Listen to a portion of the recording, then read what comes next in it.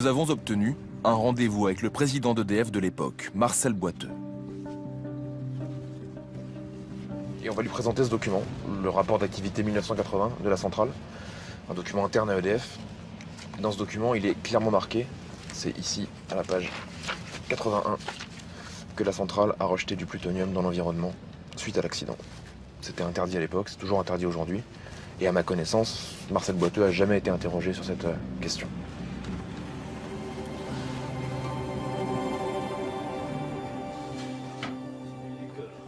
Marcel Boiteux est aujourd'hui le président d'honneur d'EDF.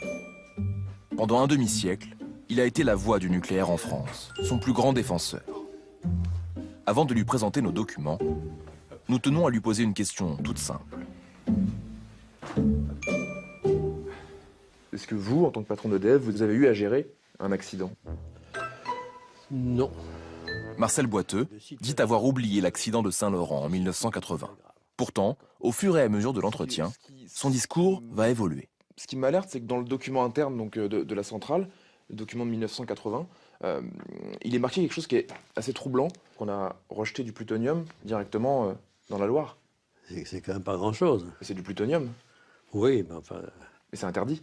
Oui, bien sûr. C'est pas bien, mais c'est pas grave. C'est ça que vous voulez dire. C'est illégal. Mais c'est illégal de tuer son voisin quand vous êtes en voiture et que vous rencontrez la voiture d'en face et vous tenez mal votre volant. En cas d'accident, il se passe quelquefois des choses qui sont illégales quand on est conscient. Et pourquoi l'avoir toléré à l'époque?